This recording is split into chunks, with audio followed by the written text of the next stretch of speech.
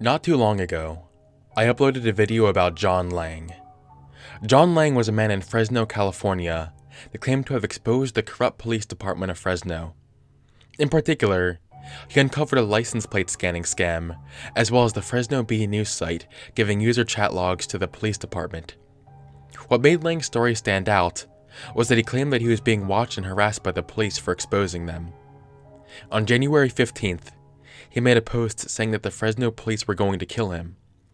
5 days later, his house was on fire, and he was found inside stabbed to death. For the full details of the story, you can watch my last video I made about John Lang.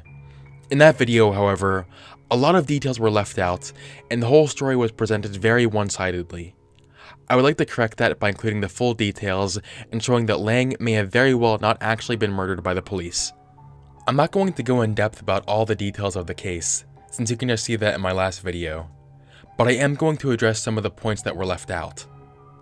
I'll start with some of the weaker points and work my way up to the stronger points. The first thing we need to address is the motive behind this. In Lang's posts, he claims the police were harassing him because he exposed their corruption. If that's the case, then why target Lang specifically? Everyone already knows the Fresno police are corrupt. There are several news articles about the Fresno PD corruption, so this is nothing new. In addition, not many people really knew about John Lang before he died. The corruption that he claimed to expose didn't really get him much attention, so the police shouldn't have really had anything to worry about anyway. All the attention came after he was killed. If anything, it would be incredibly stupid if the police actually did kill him. All that did was bring way more attention to this guy and convince way more people of the Fresno police's corruption, which in turn is going to sprout more conspiracy theorists just like John Lang. There are even YouTube channels that exist that are trying to investigate Fresno police corruption because of this event. Does this really seem like something the police would want? Next, I want to go over some of the videos that Lang posted on his YouTube channel that were supposed to serve as evidence of the police department's harassment. Although some people might feel like Lang was totally sane, since he predicted his own death, these videos indicate otherwise. All these videos are taken from surveillance cameras that Lang had set up, and he claims they all showcase suspicious activity. So let's take a look at some of these. One of these videos is titled, "Two Marked Fresno Police Cruisers Preceding Suspicious Garbage Activity." All this video shows is some cop cars going past his house. I'm not sure what's supposed to be so mind-blowing here. He lived on a busy street, so it's not a surprise that cop cars are going to drive by sometimes. He has another similar video on his channel that's 4 minutes long, where essentially nothing happens except for a fire truck passing by at one point. He posted another video that he thought showed someone from Fresno law enforcement conditioning his dogs so they could break into his house when he wasn't home.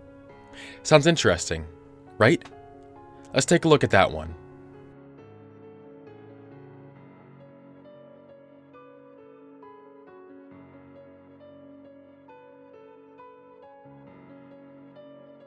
I don't know about you, but this just looks like some random guy walking his dog. I don't see any reason to believe that anything suspicious is going on here. I think all the videos like this on John's channel strongly hint at something like paranoid schizophrenia. The only video John Lang posted that I'll admit appears suspicious at first is the one titled, "Thermal Imaging Threat and Intimidation by Fresno Law Enforcement." This video shows a van parked in front of Lang's house, with the door swung open, and inside, we can see someone pointing this bulky-looking camera out the car. Only a few moments later, they shut the door and drive away.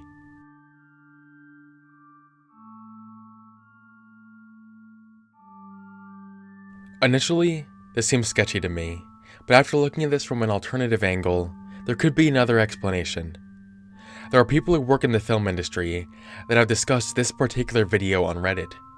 According to them, the camera seen in the van looks nothing like a thermal camera, and it's more likely that it's a DSLR camera attached to a gimbal stabilizer. In addition, a Redditor who used a gimbal stabilizer before said they would be way too inconvenient to use for surveillance, and they're more commonly used for filmmaking.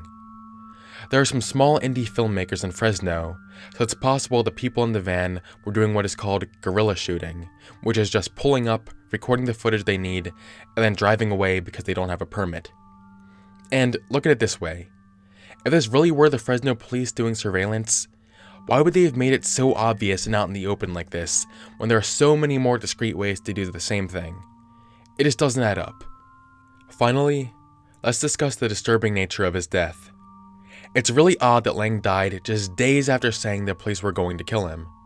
It's even stranger that he suffered stab wounds to his back. That itself should prove that he didn't kill himself, right? Well, not exactly. If you look at the coroner report, the stab wounds were actually in John Lang's chest, not his back, so it's still very well possible he could have done this to himself. Furthermore, the report says that all the entrances to his house were barricaded.